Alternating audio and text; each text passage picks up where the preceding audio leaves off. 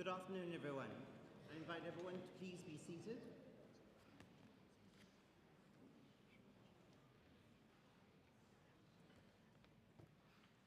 Good afternoon. On behalf of Rhodes University and the Faculty of Law, it is my pleasure to welcome you all to the naming ceremony of Lex Mpathi House. My name is Ibrahim, and it is my honor to welcome the Vice Chancellor, our Deputy Vice Chancellors, members of the bench and bar, our deans, deputy deans, directors, and members of senior management, as well as a warm welcome to Mrs. Makhoba and Archbishop Zungu, our visiting professors, members of the Mpathi family, student representatives, and last but not least, our Chancellor, the Honourable Judge Lex Mpathi, to this momentous occasion.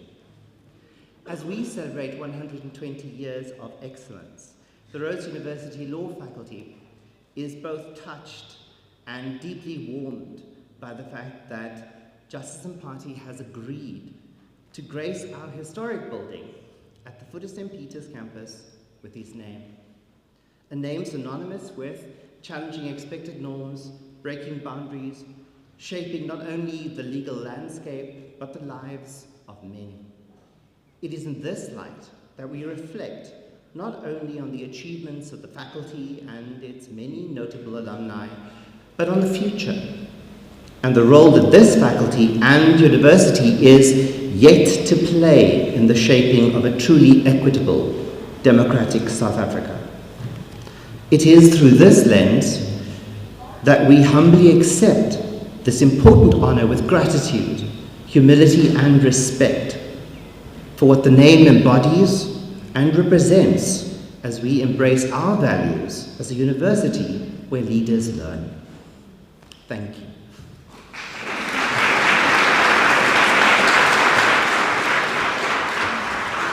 It is now my pleasure to welcome the Dean of Law, Professor Michelle Carnes, to please formally welcome everyone to this afternoon's program.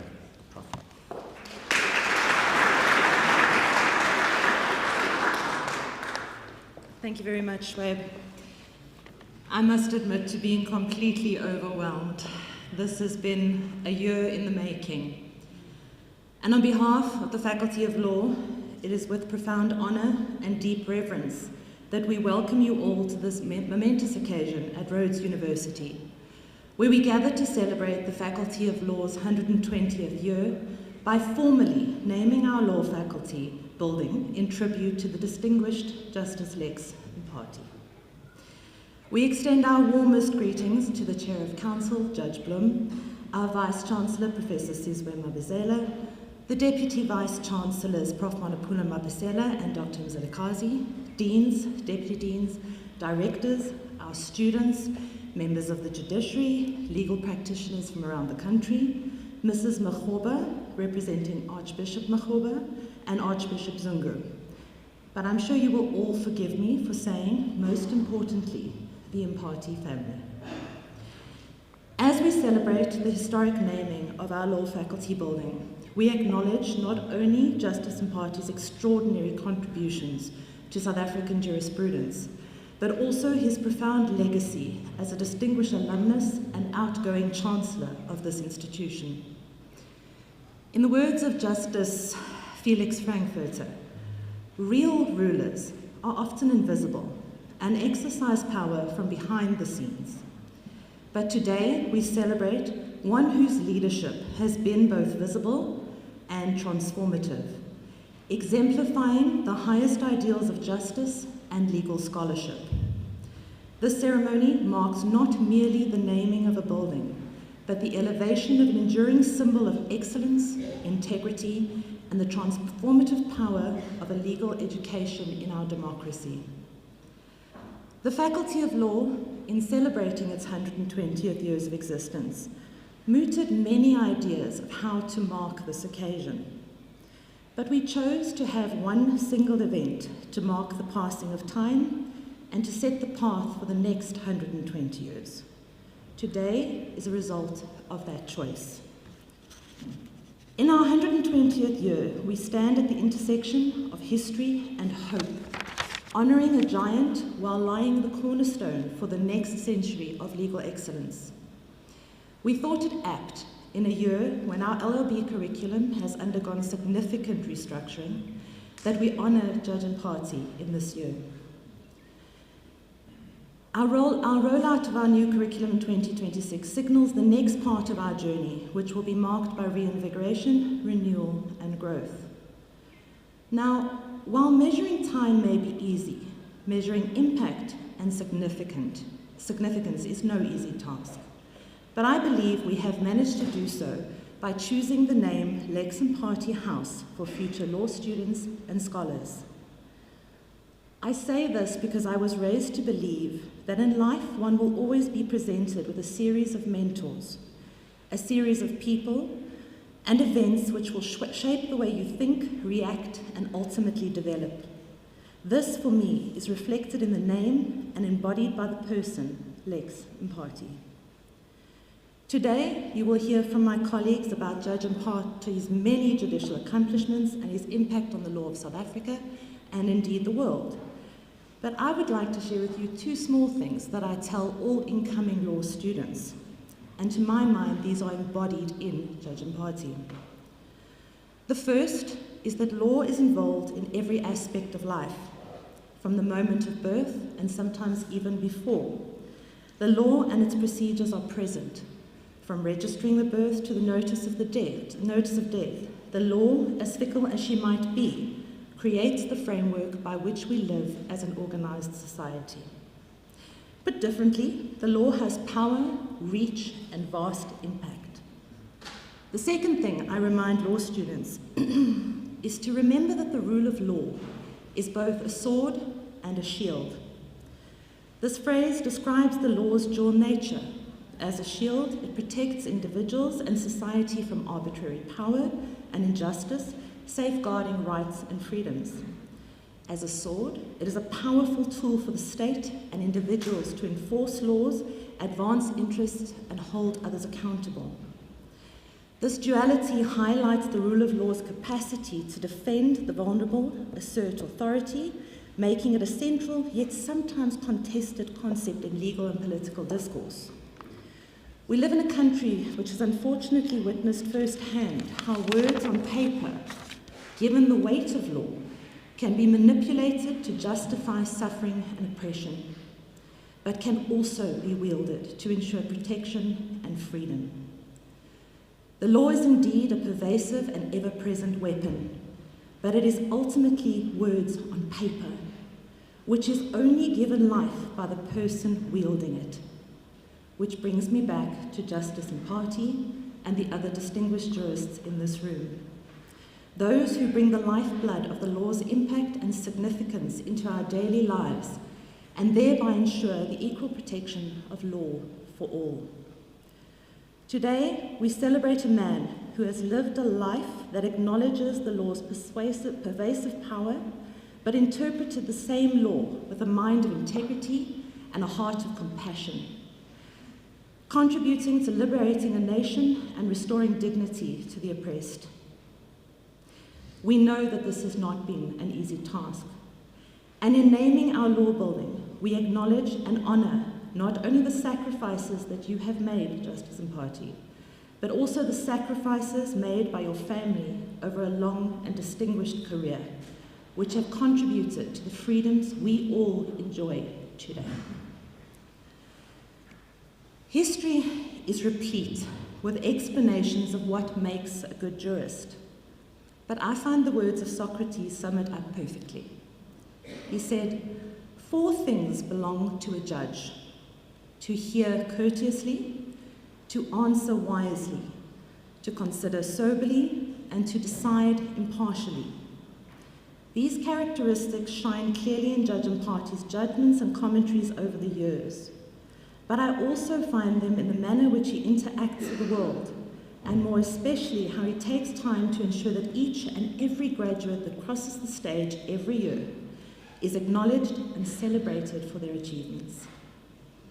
These are traits of a man and a jurist who personifies the idea that the future is in the hands of the young, and ours is only to guide and inspire them to even greater heights than we have achieved. Justice Mpathi, you carry more than judicial robes. You carry the hopes of every student who has ever doubted whether excellence was within their reach. You embody the truth that greatness is not about the height from which you speak, but the depth of principle from which you act. Your judgments will be studied long after we are all gone. Your commitment to justice will echo in these halls for generations. But perhaps most importantly, your example proves that it is possible to wield immense power with humility, to make profound decisions with wisdom, and to serve justice while still serving humanity. As the Faculty of Law, we are honoured that the Mpathi family consented to allowing us to use your name to inspire current and future generations of law students, many of whom I hope will walk the same path that you have walked. On that note, please indulge me for a few moments. Something that I witnessed yesterday while the new name boards were being put up on the building. I was standing outside watching the boards going up, and coincidentally at the same time our final year class came out to enjoy their coffee. Now, ordinarily you do not get a law student to keep quiet. It is not within their nature. They will argue about everything from the price of coffee to what they've just learned in the classroom. But all of a sudden there was the silence as those name boards that were being raised, punctuated only by smiles and the clicking of a few cameras as the students watched those boards go up. This brief interlude in an otherwise busy day struck me profoundly. We often go through life unaware of the moments that create history, not history written in books or celebrated on the world stage, but rather the moments in time that forge an enduring remembrance and sense of pride in future leaders. Justice Lex Mpathi, the very name carries the weight of destiny. It is indeed apt. The meaning of lex in Latin is law, and the meaning of Mpathi, translated from Zulu or Setswana, is leader. Could there be a more perfect embodiment of what we aspire to achieve within the walls of our law faculty? Judge Mpathi, you remind us all in a quiet and dignified fashion that we can only see the future because we stand on the shoulders of giants. Your journey from these very halls to the highest courts of our land is not merely a personal triumph. It is a testament to the transformative power of education, rooted in principle, nurtured by excellence, and guided by an unwavering moral compass. When future students walk through the doors and sit in our lecture halls debating the great questions of jurisprudence, or even the price of a cup of coffee, they will do so under the watchful presence of a name that represents the very best of what a legal mind can achieve. They will be reminded daily that the law is not merely an academic exercise, but a sacred trust. To our students, past and future and present, look around you. These walls now bear the name of someone who proves that your dreams are not too large and your aspirations are never too high. The path from student to justice, learner to leader, and follower to pioneer is not easy, but it is possible. The building will stand long after we have gone. Students will enter these doors decades hence, sit in these chairs and walk these corridors. They will see the name Lex Mpathi, and they will ask, who was this person? What did he represent? What can I learn from his example? Today, I stand here to provide you the answer. He was a man who understood that authentic leadership is not about commanding from height, but about lifting others to the heights they never thought possible. He was a jurist who proved that the law's highest purpose is not to punish, but to protect. He was a human being who showed us that greatness lies not in what we achieve for ourselves, but in what we make possible for others. The Lex Mpathi House stands now as more than brick and mortar. It stands as proof that one life, lived with principle and purpose, can illuminate the path of thousands to come. Thank you, Judge Mpathi, Nkosi. Thank you for your service and sacrifice, and for allowing your legacy to become our inspiration. I thank you your family, on behalf of the law faculty, her current and future students, and all those here today, for lending us both your shoulders and your name to Rhodes University Faculty of Law, where legal leaders learn.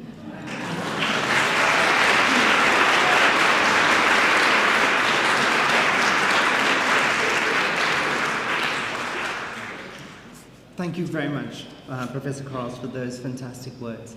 I now invite our Deputy Dean, Mr. Samandi, to please address the audience.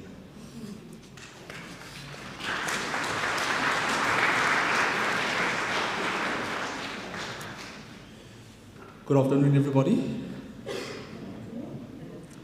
If Professor Carls was that nervous, you can imagine how I'm feeling. But I'll give this a try. Distinguished guests, esteemed colleagues, honored alumni, students and friends, I wish you all a very good afternoon. It is a privilege and an honor for me to speak on behalf of the law faculty at this historic occasion, where we inscribe into the fabric of this university not just a name, but a legacy. South Africa's past is written in the language of division, disposition, and dignity denied. For generations, apartheid laws dictated where one could walk, study, or dream. It was in this country, our country, that a young Lex Mpathi began his journey, carrying not privilege, but the weight of structural exclusion. He worked at a filling station, attending trials in his spare time, not because the law welcomed him, but because injustice compelled him to. He saw fellow South Africans, black, poor, voiceless, standing in court unable to defend themselves, condemned not by guilt, but by silence. It is against this backdrop that we should measure Judge Mpathi's achievements. Justice Mpathi did not simply walk through open doors. He had to carve out these walls for himself. This he did with persistence, scholarship, and an unshakable sense of justice.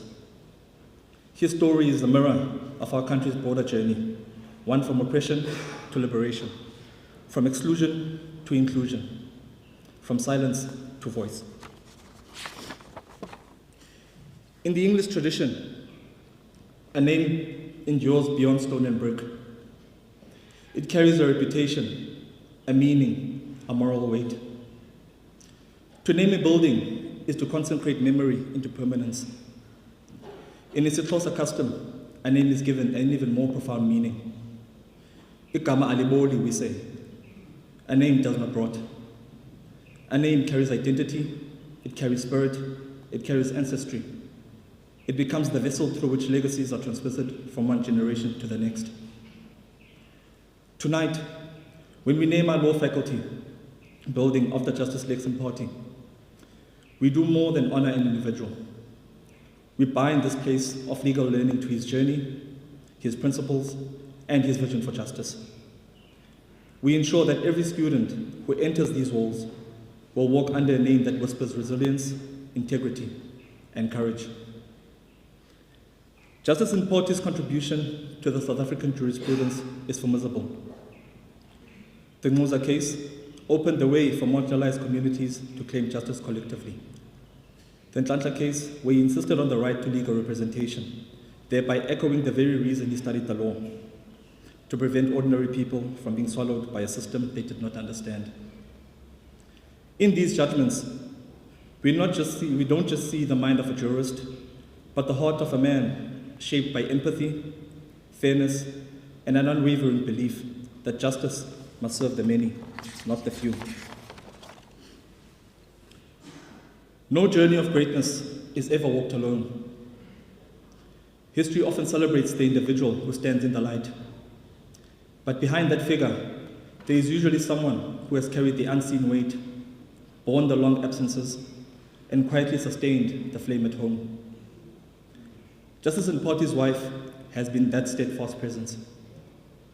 At the very time when you worked long hours at the garage and later walked the corridors of Rhodes University as a student, she was serving as a nurse, caring for the vulnerable, healing the sick, and holding their family steady through these demanding years. While he pursued the dream of law, she quietly shouldered her own demanding call, ensuring that hope was never extinguished at home. She has shared him with the world, at times with the courts, at times with the university, and at times with the demands of public duty that knew no clock and no rest. In truth, her sacrifice has been our gain, and for that, we must offer gratitude.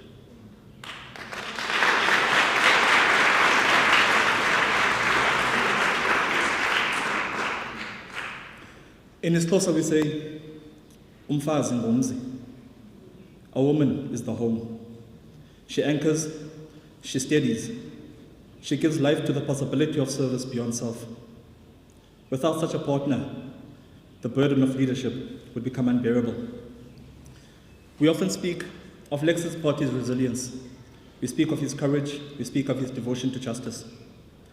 But we must also speak of the quiet courage of his wife, the resilience it takes to raise a family in the shadow of public duty, the generosity it takes to let your partner's vocation become the nation's inheritance, and the humility it takes to let history remember his name, even when your own sacrifices go unrecorded.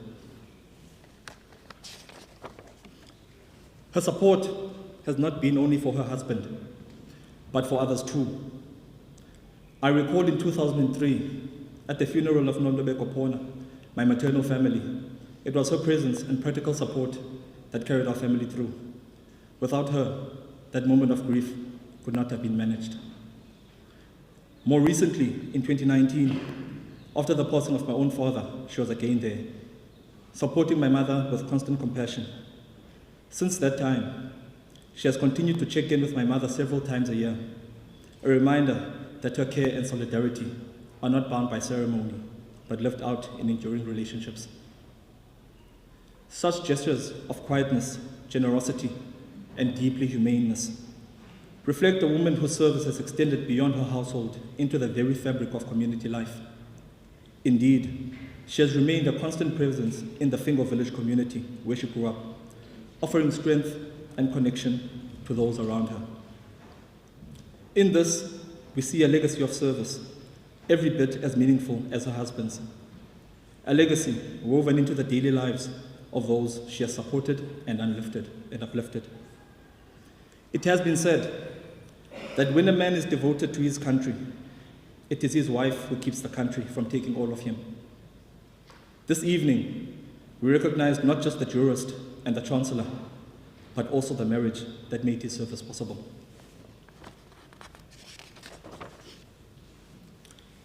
Judge Bloom has noted that this naming signifies our commitment to recognizing visionary leaders. Professor Carlos has said that it represents the transformation we seek to inspire in our students. By naming our faculty after Justice Mpathi, we are making a promise to hold ourselves accountable to the values he embodied, those of excellence, those of fairness, those of courage, those of humility, and those of service. To us, who are entrusted with teaching our students, I say this: when our students walk beneath the name Lex Mpathi, let them see the letters etched in stone, but let us also teach them to see the path carved through struggle, sacrifice, and steadfast hope. Let us remind them daily that law is not a ladder for personal ambition, but a bridge for collective justice. Let us teach them that brilliance without integrity is hollow, but integrity with courage can transform a nation. In our lectures and in our mentorship, let us carry his story forward. Let it be the whisper in our ears when we doubt ourselves, the compass we use when we face moral uncertainty, and the flame we enkindle in our pursuit for truth. And when the time comes for our students to leave us, let us ensure that Justice Mpathi's legacy guides them. Let us let them know that they are called not to comfort, but to courage, not to silence, but to voice, not to indifference, but to justice. For as the adults say, teach them to walk in these footsteps, but not to stop there. Teach them to walk further, to walk higher, teach them to walk bravely into the future he dreamed possible. In closing, I say, let us look ahead. May this building bearing the name of Justice Lex Mpathi remind us daily that the law is not merely an academic exercise, but a living instrument of justice. May every student who walks these halls know that they are heirs to a legacy of resilience. May this name, etched upon our faculty, echo for generations as a beacon of what it means to live a life of service, a life of truth, and a life of integrity. Again I say, igama liboli, a name does not rot. Justice Lex Mpathi will live on. Justice Lex Mpathi's name will live on, not only in our law reports, but here, in stone, in memory, and in the lives of those yet to come. So to everybody here I say, welcome to St. Peter's campus, welcome to the Alistair Kerr Library, welcome to the Lex Mpathi House. I thank you.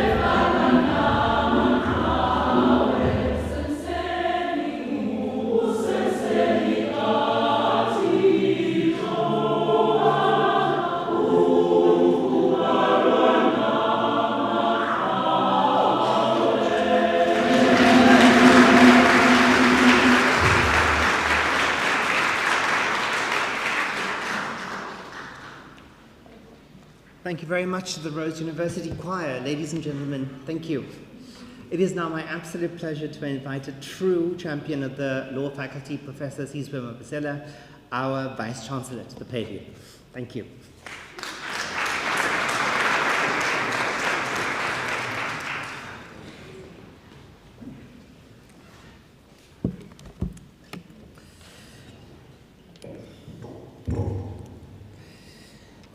Thank you very much, Program Director.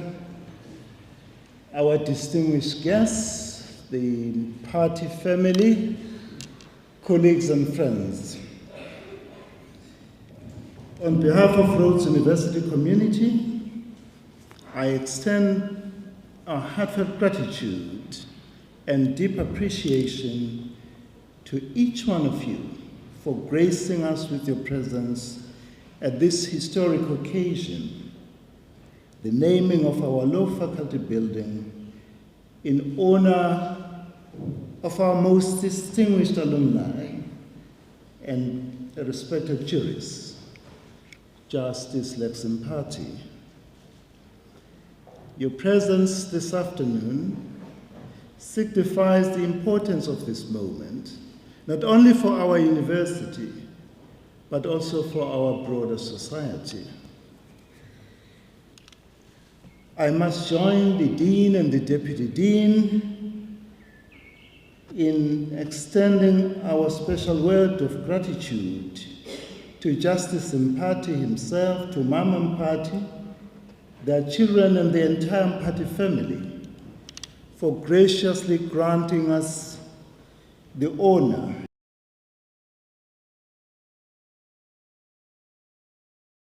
deeply symbolic and meaningful gesture, and we are truly humbled. The naming and renaming of buildings and spaces at Rhodes University is guided by a clear policy. This policy ensures that all naming processes reflect the university's vision and mission, uphold the advancement of human rights, and align with the fundamental values of human dignity, non-racialism, non-sexism, as enshrined in our national constitution. Today's occasion is an affirmation of these principles. Across cultures and societies, naming is never a neutral act. It is far more than the mere attachment of a name to a building. Naming is an act of memory. It is an act of honor. And it is an act of value creation. It signals what we stand for, what we choose to remember, and the legacies we seek to uphold. The questions of what is named, for whom, and in which language, and for what purpose, are deeply important in shaping the ethos of an institution and the sense of belonging experienced by its members. This afternoon, we do more than inscribe the name of Justice Lex Mpathi upon the walls of our Faculty of Law building. We inscribe the values of integrity, of humility, of justice, of courage, which are embodied by Justice Mpathi, but also an unwavering commitment to the service of others. His life and career stand as a testament to the ideals our university cherishes: academic excellence, ethical leadership, first pursuit of justice. This building, which has over 120 years nurtured and shaped some of South Africa's finest legal minds, will now carry the name of Justice Lex Mpathi. Henceforth, it will be known as the Lex Mpathi House. It is here that future legal professionals will sharpen their intellect, that debates about justice, democracy, and human rights will take place, and generations of students will prepare themselves to serve society with skill, wisdom, humility, and integrity. By naming this building in honor of Justice Lex Mpathi, we're ensuring that every student, every scholar, and visitor who walks through its doors will encounter his legacy. His name will serve as a source of inspiration, reminding us of the power of principled leadership, the value of humility in greatness, and the necessity of courage in pursuit of justice. But above all, it will remind us of the triumph of determination against adversity.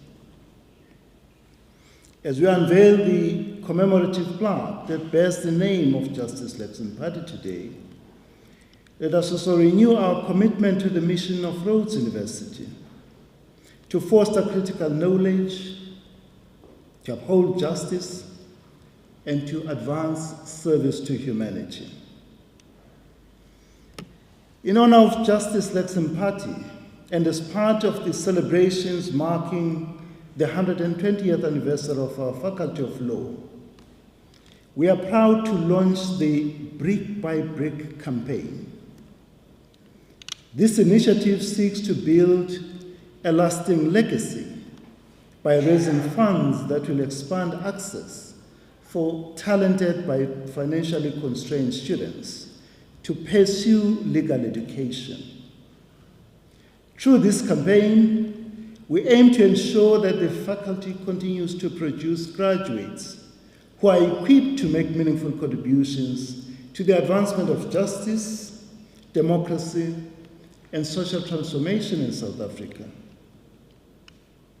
We warmly invite our alumni, friends of the university, and members of the broader public to participate by symbolically purchasing a brick.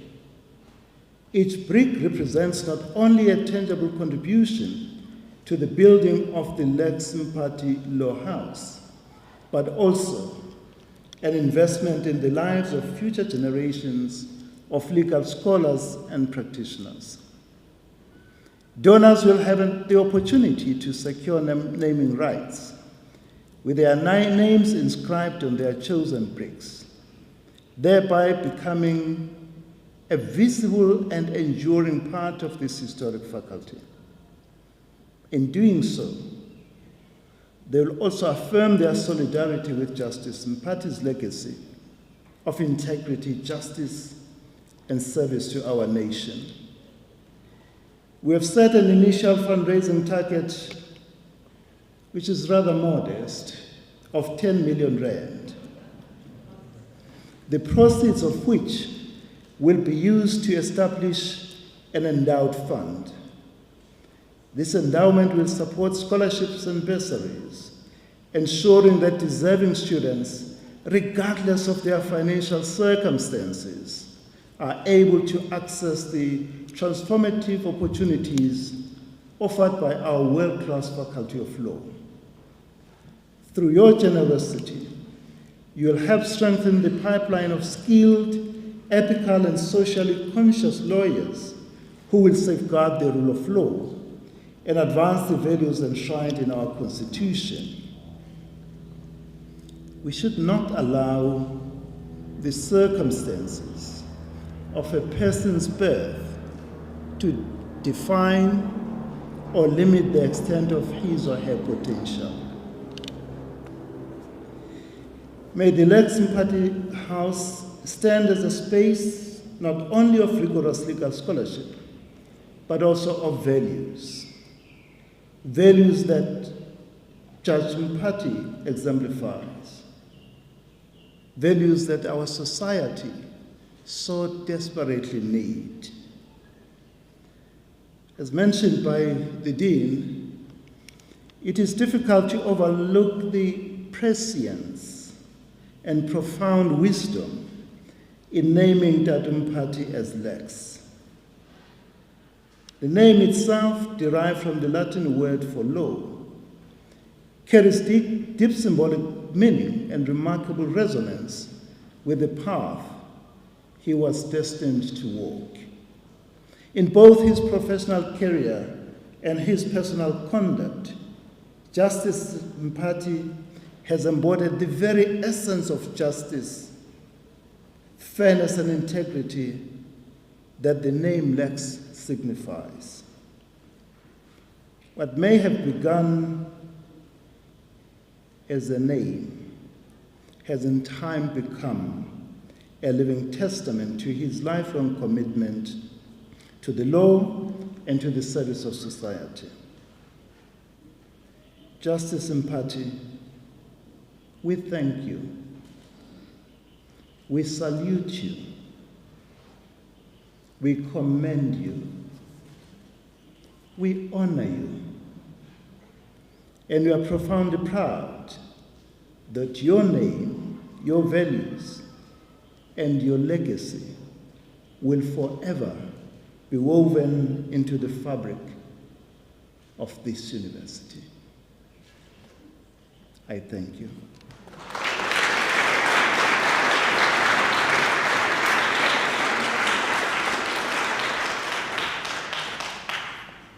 Thank you, Professor Mabezela. It is now my great pleasure to invite the Mpathi family to please share their kind words to pay tribute to Justice Mpathi. Thank you.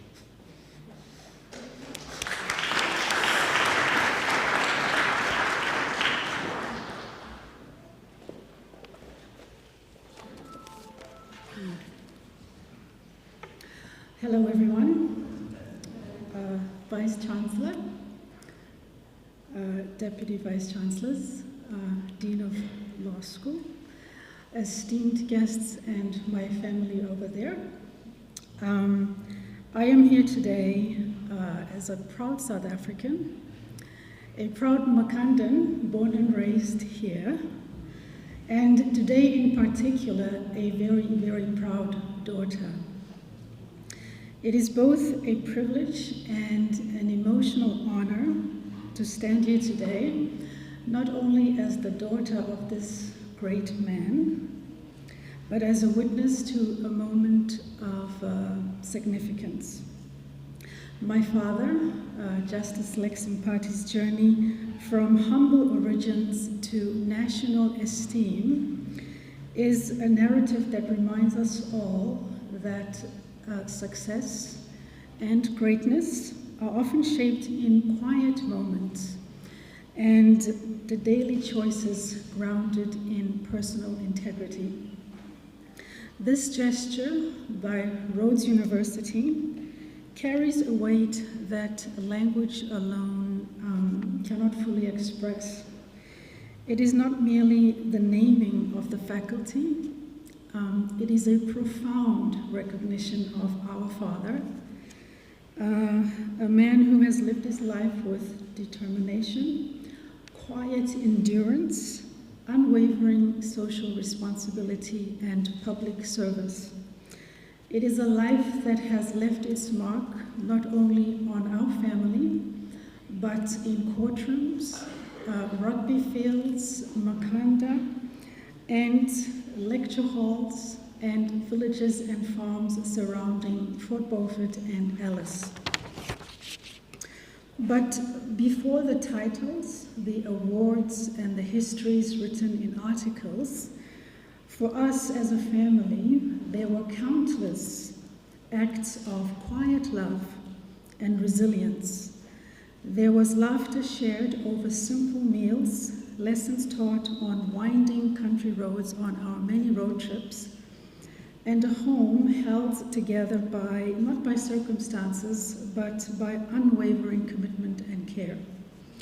So he's so many things to so many people, but to me, he has been just dad or dada.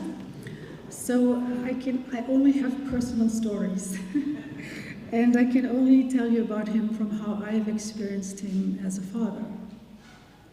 By now, most of us know about my father's life of unlikely beginnings, and I am privileged to have had a front seat to his amazing story, at least from the time I could comprehend, right? So his story, as many of you know, is not one of straight lines or inherited certainty. Instead, it's a patchwork of resolve and small, consistent acts of faith in himself and in his family. There was no road map, no script handed to my father, just a steady belief in himself, and that with self-respect and hard work, doors might open. Although he was born in Durban and perhaps could have had a city life with access to opportunities, he was brought as a little baby, less than 1 year old, to live with his relatives. And it's very important to him that I know all of the relatives. So it was his maternal grandmother's sister and her husband that took him in at less than 1 year of age on a farm about 10 kilometers outside of Fort Beaufort in the direction of Adelaide, right? That farm belonged to a Mr. Reggie Painter, and my father's family were farm laborers. And they worked on many other farms after that. And by the time I was born, our family was now living at the Campbell farm, or a farm owned by the Campbells. And there too, our family were farm laborers. And I was much younger. We used to visit this farm. Because I'd never seen Mr. Campbell Sr. and Mr. Campbell Jr., I thought it was our farm. But it wasn't. And so, as you can imagine, from an early age, my father's days were shaped by the rhythm of farm life, sunrise and sunset. He lived the life of a farm boy with daily chores of fetching water, firewood, tending to animals, and walking many, many kilometers to school. Swimming in dams and rivers, storytelling by the fire, and just being close with family and nature. He is passionate about farm life, about farming and cattle. And if he were not a lawyer and a judge, my father would have been a farmer, full-time. But the universe had other plans, right? See, it just so happened that the school in Fort Beaufort ended at Standard 6, which necessitated a move to Grahamstown, now Makanda, so that he could finish high school at Mary Waters. So just like that, Makanda became his forever home. And after high school, he did what most colored and black youths would have done in 1967, as there were few options. That is to finish high school and get a job. And he did exactly that. He finished high school and got a job, and got another job, and then another, and another. And for 12 years after Mary Waters, my father worked not in offices or libraries or in the court, but in shops and bars and petrol stations. He sometimes drove a taxi cab, he sold furniture, he pumped fuel, he poured drinks. And somewhere in those 12 years, after school, he met my mother, got married, and my brother and I came along in the mid-70s. So at the time of these many jobs, I was just a baby, and up until the age of 7, I really didn't notice anything that was out of the ordinary. We were a little family of 4, living in a cozy 2-roomed house. Our needs were met. We had a roof over our head. Our house was warm. There was food on the table, and we had good clothing to wear. And I was just a happy child. But I do remember the time he worked at the Settlers Inn Motel, because that job came with chocolates. You see, the Settlers Inn Motel had these little chocolates that they would leave on the pillows in the guest rooms. Nice touch. And my father would bring 2 of these little chocolates as often as he could and leave 1 each for my brother and I on the table for us to discover when we woke up in the morning, because we were always asleep by the time he came back from work. And I'm still looking for these chocolates. Nobody knows where they are sold, and I can't ask anyone at Settlers because it's no longer there. So as a kid, we would take many, many road trips to see our family at the Campbell farm. And I must say this word the way that our family says it. Guacambele. That means Campbell, but we classify it, right? So we would go to the Campbell farm very, very often as a child. And on these road trips, my father would spend his time telling us stories, answering our 101 questions. I remember asking him once, how do cars know when to overtake? And he explained to me the rules of the road and the double barrier lines that indicate no overtaking. And so as a child, I considered myself very distinguished. I knew barrier lines and my friends didn't. We would pass baboons along the road, and he would tell us stories of his encounters with baboons and how on one occasion when he was cycling from the farm to church, a troop of baboons blocked the entire road that he was so scared that day, he turned back and he missed church. Yeah. My father is a great, great storyteller. And if you were to drive with him from Makanda to Fort Beaufort or Adelaide or even Port Alfred, he will tell you about most, if not all, of the farms along those routes, including who owns them, what happens there now, and maybe what happened there 60 years ago when he was a boy. I was 5 years old when my father started his first year at Rhodes University, and nothing changed for me. We carried on as usual, and the chocolates, the stories, and the road trips continued to be the highlights of my life. I didn't know that during all of that life, he was silently completing his BA degree at Rhodes University. We've come a long way from our life in our cozy 2-roomed house, but I did not experience that time as hardship. I never thought or felt that we were unfortunate, and I've never felt less than. You see, my father's plan for life was simple: to work, to provide, to carve out dignity where there is space for it. He never set out to be extraordinary. He set out to be present, useful, and committed to our family and our family's happiness, however modest our resources. It's sometimes easy, looking back, to create a tidy myth of upward mobility, but living it as our family did meant embracing life as it is, and finding pride in simple routines and moments of care. And for me, every small gesture, every late night return, every shared story, every lesson taught by example, felt like a quiet assertion that we too belong to the arc of possibility that defines South Africa's best stories.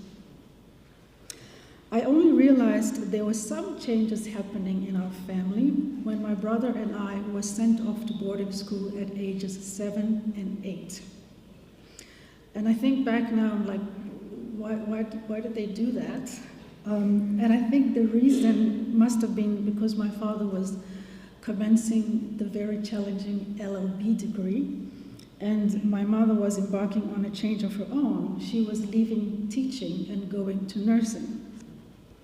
I would say these were perhaps the most challenging years for our little family, because we were separated for a while, but for a good cause. And with that upheaval, we learned to adapt, to find familiarity in unfamiliar places, while clinging to the values that held us together. However, in a few short years, the LLB degree was done and dusted, and we were reconciled, and my father officially embarked on his legal career. I was now about 11 years old. It is also during this time that I started to realize what a lawyer is. And I realized that being a lawyer involves community. You see, members of our community would knock on our door after 6 p.m., after 7 p.m., after 8 p.m., every day. And I thought, okay, so this community now has access to a lawyer. Through observing my father's consultations at home, we learned from a very young age that law and justice are not merely abstract concepts, they are intimate. That law and justice live in how we help and treat others, especially those who cannot offer us anything in return.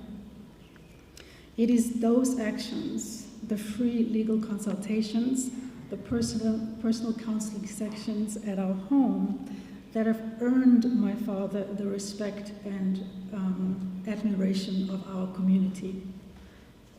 And as I grew older, the quiet heroism of my parents' lives came into sharper focus.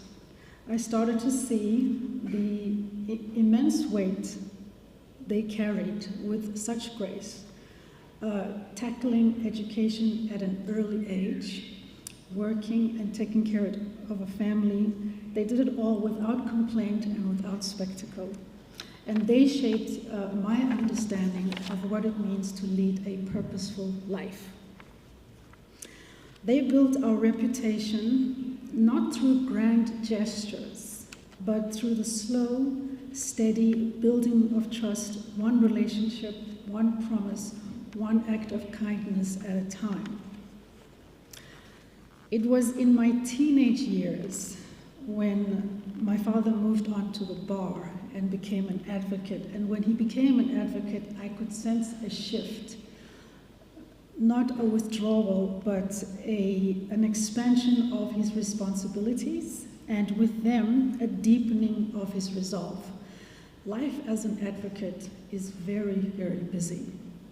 He traveled a lot to Middelburg, Cradock, East London, Mthatha, and all the regional courts, and we kind of grew accustomed to him being away for a few days to 2 weeks at a time, right?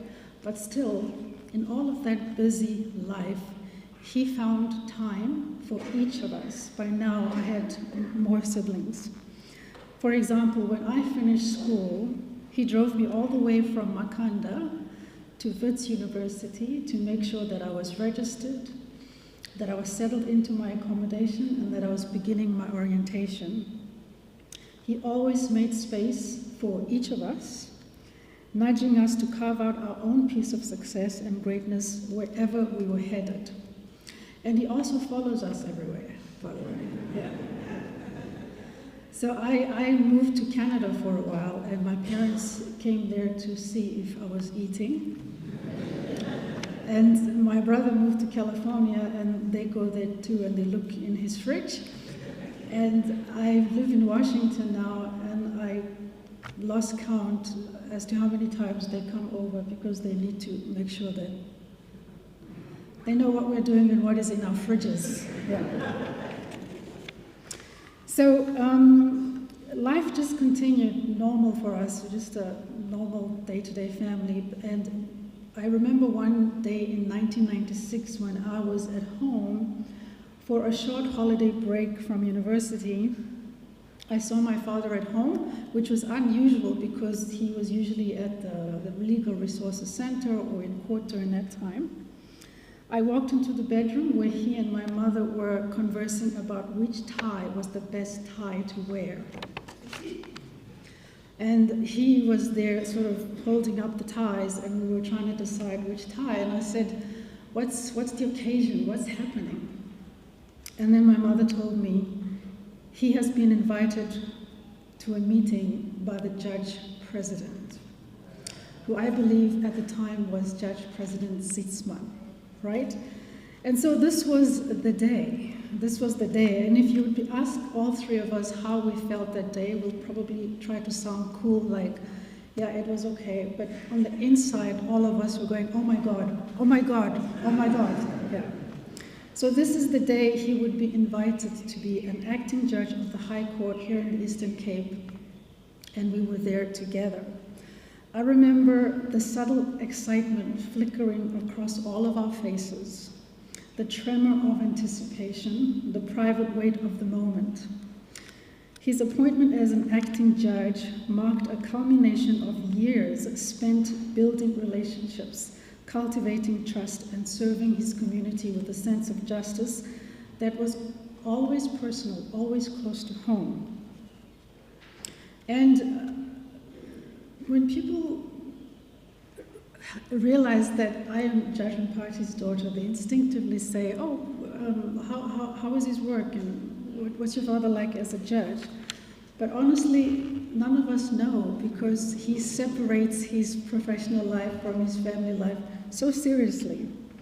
So we did not inquire into the cases he presided over. And I'm not exaggerating when I say this. Not once has my father come home and said, guess what happened in court today? It's a mystery to us. But we have seen video clips, we read about cases in the newspaper, and of course we read his judgments. So from what we know of him and what we have observed, I know that he brought with him into every court case a careful mind and a listening spirit. My father's legal reasoning is very sharp. I know, because I argue with him all the time. His judgments are crafted with restraint and understanding. And most importantly, he treats people with respect. He does not mistake rank for superiority. His authority is not imposed. It is earned through demonstrated respect, fairness, and the ability to listen fully before he speaks. At home, he was no different. He never lectured us on values.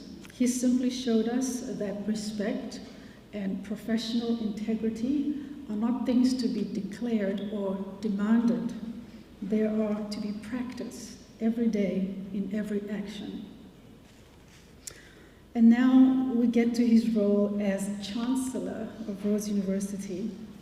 When I first heard that my father was going to be Chancellor of Rhodes, I started thinking about it from the perspective of a student, and how when we were students, whenever we had a complaint, it was directed at the Chancellor.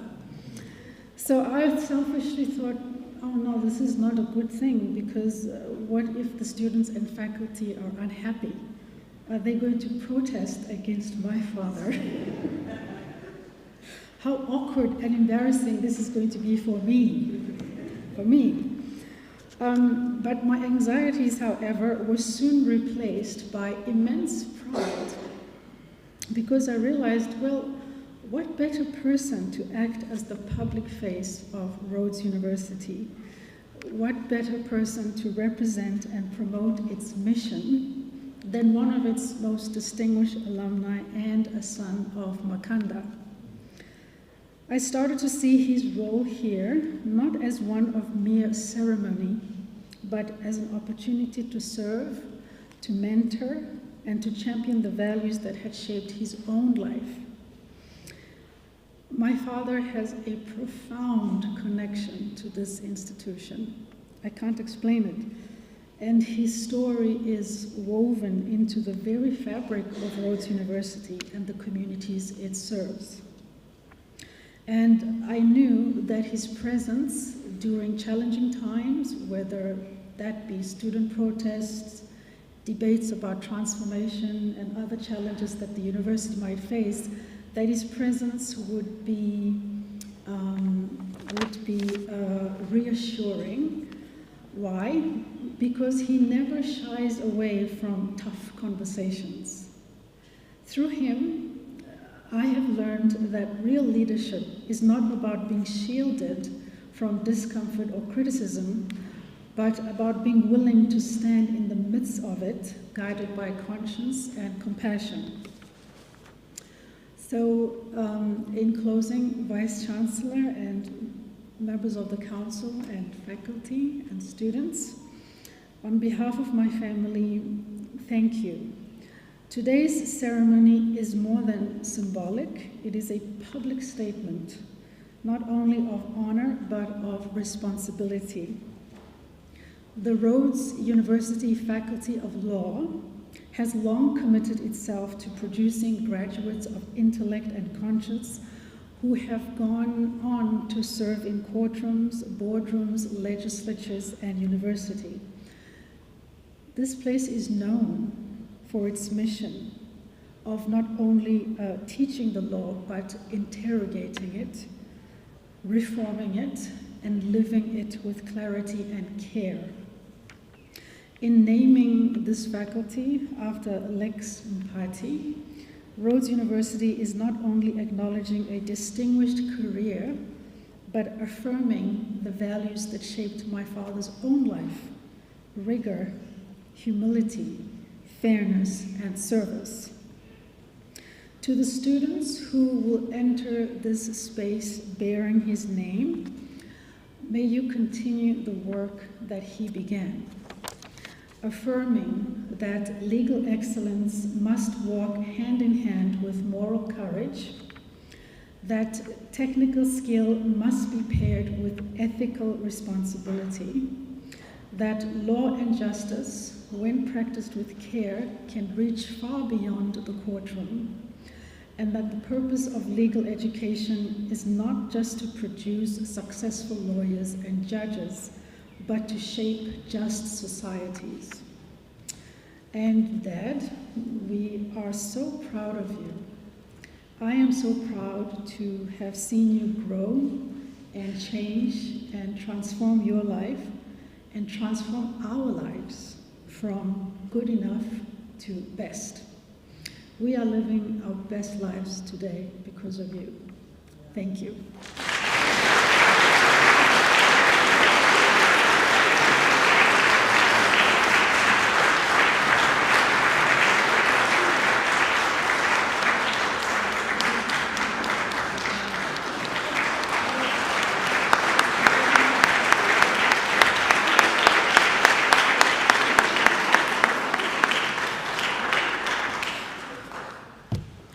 Thank you very much. As we move to the last part of the ceremony and the celebrations, might I ask the Vice-Chancellor and the Deanery and the Vice-Chancellorate to please escort the Mpathi family through this door to Mpathi House for the formal unveiling. All rise.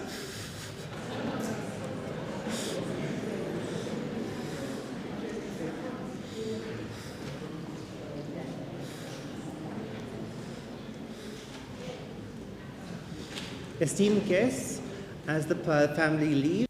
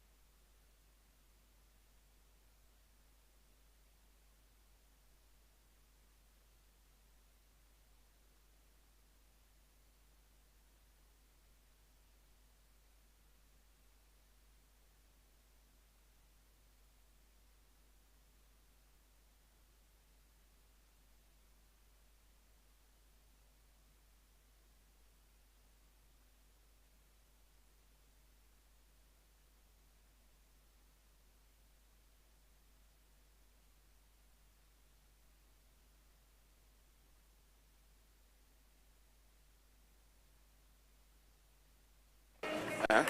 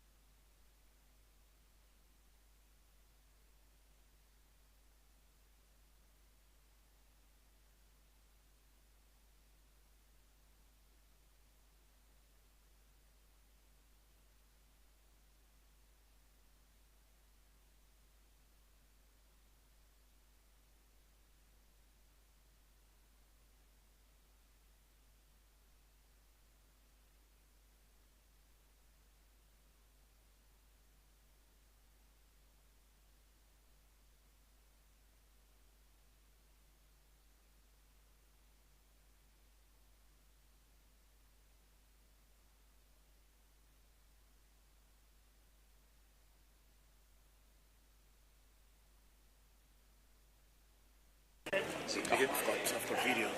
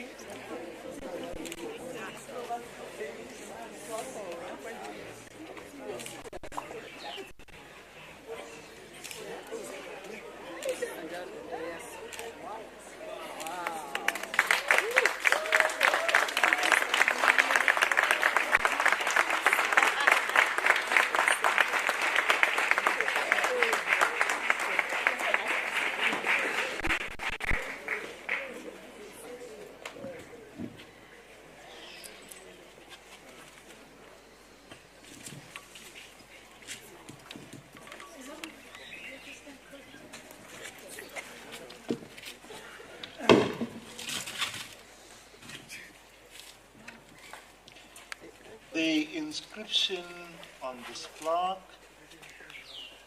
reads as follows: the Lex Mpathi House is named in honor of Lex Mpathi, Old Rhodian, Chancellor of Rhodes University, Judge and former President of the Supreme Court of Appeal of South Africa. This plaque was unveiled on 26 August 2025.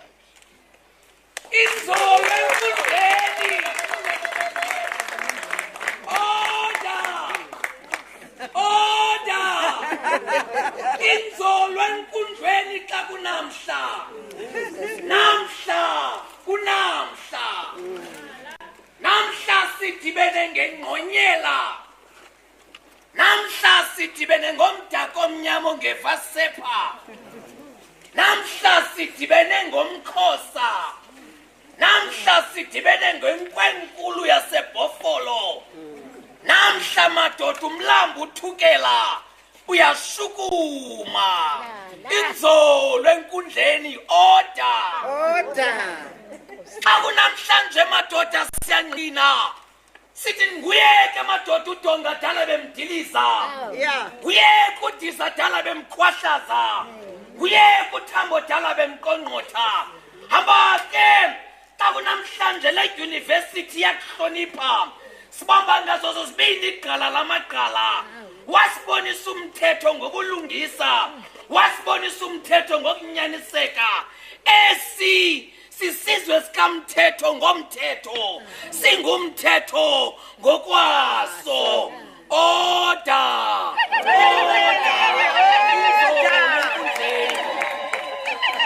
Inzolo enkundleni xa kunamhlanje madoda. ewe kaloku madoda kunyathela izotho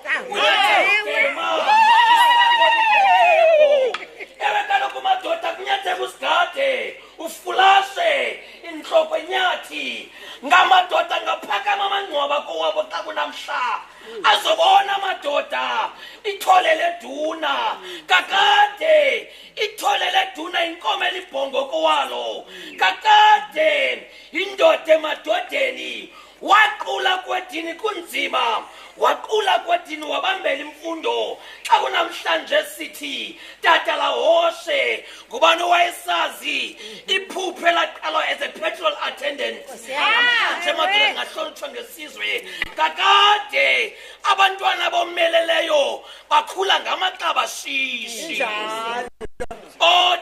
oda inzolo enkundleni xa kunamhlanje madoda kule university idyunivesithi yembali kushukuma makhanda namhlanje bayangqina besithi kakade madoda imidaka emnyama bili ngamaxaxavita amaxeleku imidaka emnyama madoda eyanyathelwa ngengcinezelo namhlanje ime ngenyawo here to black excellence siyangqina kakade madoda bathubeleza kunziki bezabalaza inzima zixananaza berhubuluza amaphupho edunduluza usakhumbula phofu akhe afa amathandazweni lizwe emzabalazweni engenatyala balila bekhala kodwa wamela ubulungisa siyaphakamisa. Are you provoking? Oh, what are you doing? Ngoba you are the matter of all times. Ungugqirha phakathi kwamagqirha gqirha abakhe kwedini oda inzolo enkundlweni maphakame madoda namhlanje maphakame madoda amagqwetha amele ukugqwetha emele ubulungisa belilizwe kubi kunzikinziki salahlekelwa bubulungisa kuyahlwa madoda badlonguliwe baphinda baphuma uzosincede mfoka bawo xa kunamhlanje siyakhahlela sithi into kamabizela siyanqwala kakade bekufanele ubanika iwonga lokuthilwa kale ndawo kakade imalawundi ndikuxelele waba ngowesibini madoda apha madoda nanjengomdaka omnyama ukuba uwongwe madoda ngesidanga kwezomthetho umdaka omnyama imalawundi ndikuxelele ngonyaka wewaka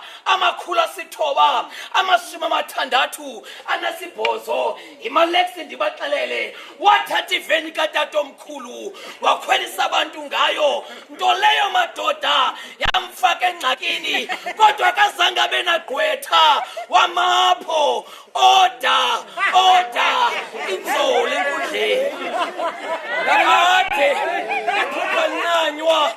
iphupha nqanywa nakweli tyeli kusatyezingelayo inkomo buthongo ayikathengwa inkomo buthongo ayikabikho kakade madoda kaloku umbengomde ucima amalahla kodwa besingena ungathethi xa sikhahlela inkunzi emanxeba udongadala bemdiliza zuvume namhla ndisithi phakathi kwamamenemene ulinene uyingonyama kwiintaba zeAfrika unyana wesizwe umqhagi evusa abantwana beAfrika ebuthongweni kurukukuku inzolo enkundleni.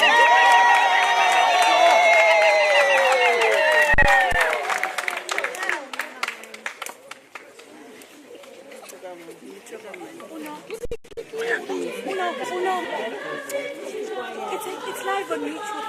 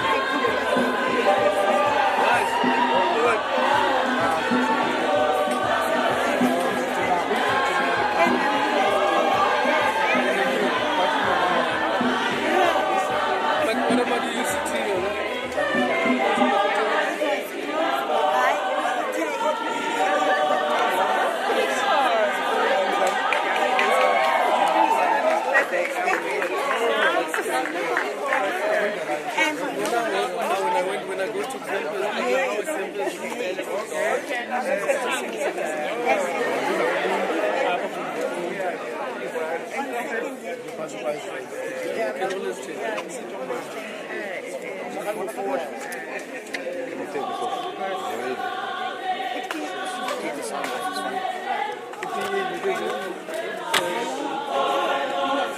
you recording?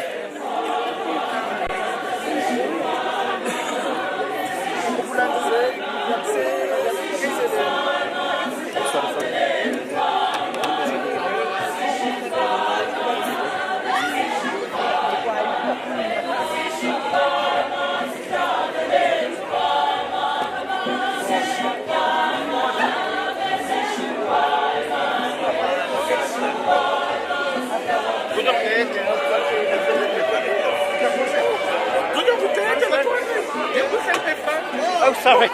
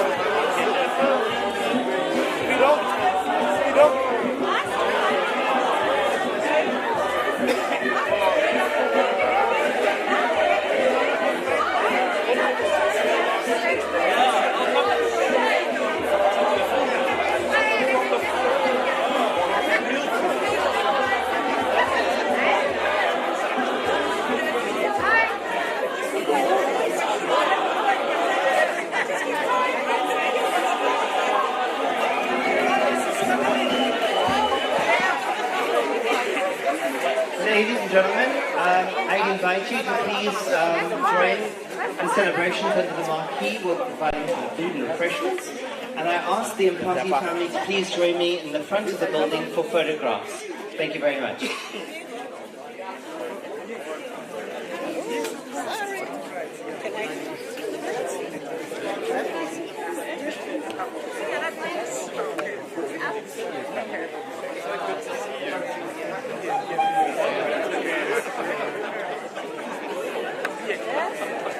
You can't get them.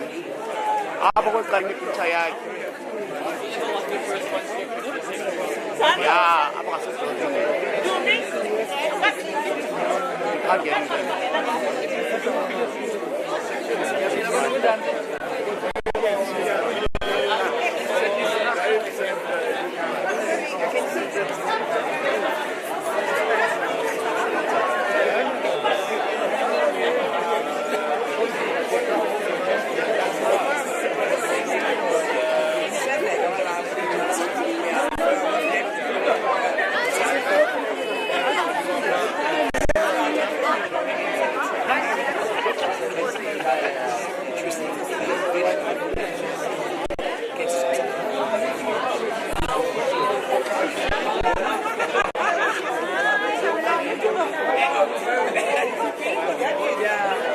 He is the person behind that portrait.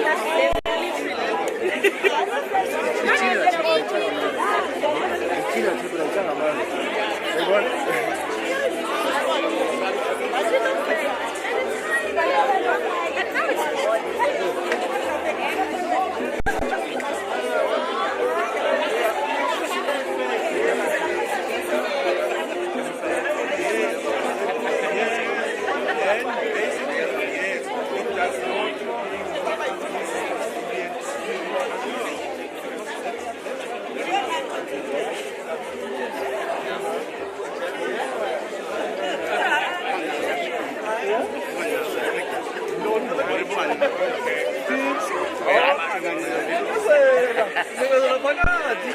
Ndiyazi into engizakuyama. Ndiza kujonga uba abantu bamephila like abethetha. Andibone abantu abayikhamba phambi kwam.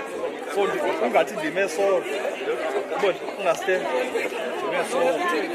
But I'm must except when they have information.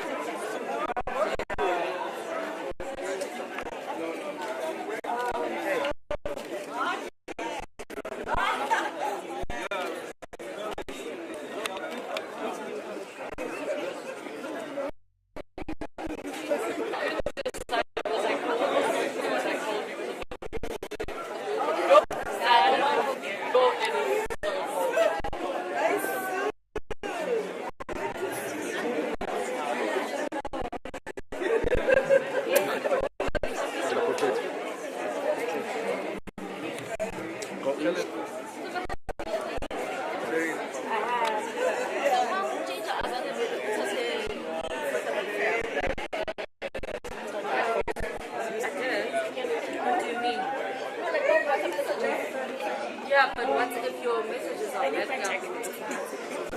Did you see it? Yes, I did. Thank you. I saw one, but I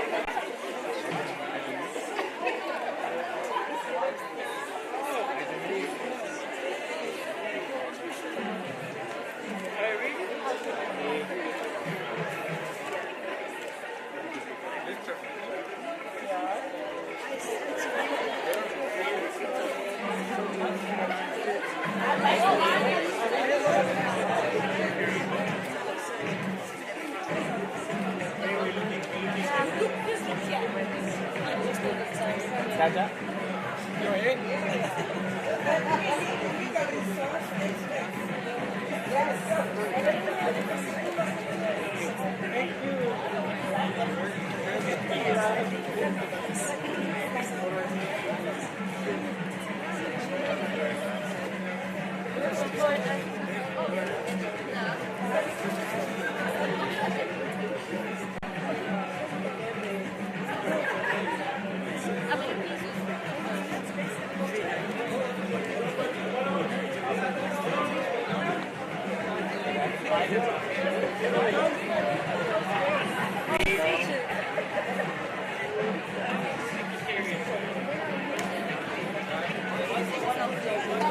One more judge.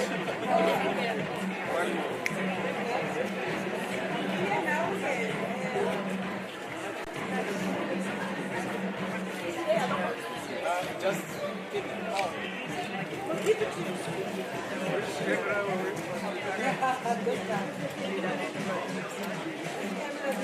Ashamed. Where were you hiding yourself? Just like it. Just like it. Oh, you don't like that. Yeah. Yeah.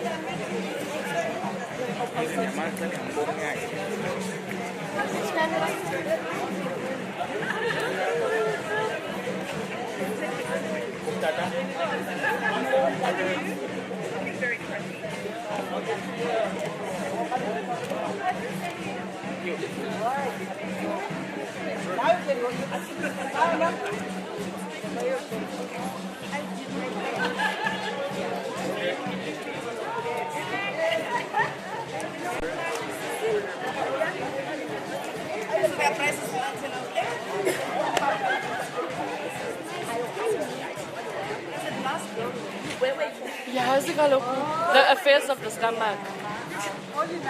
The affairs of the stomach. Jump in quickly.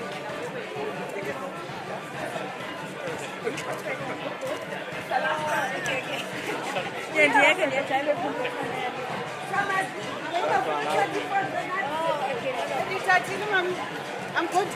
I took one. Okay.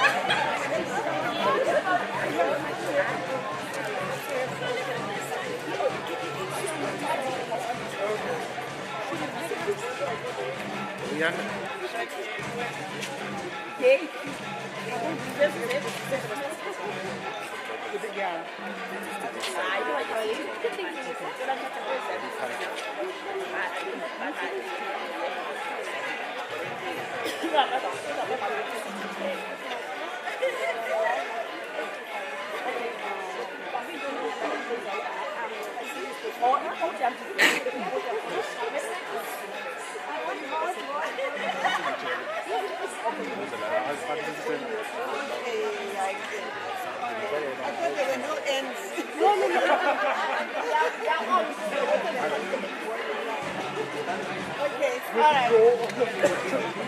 right.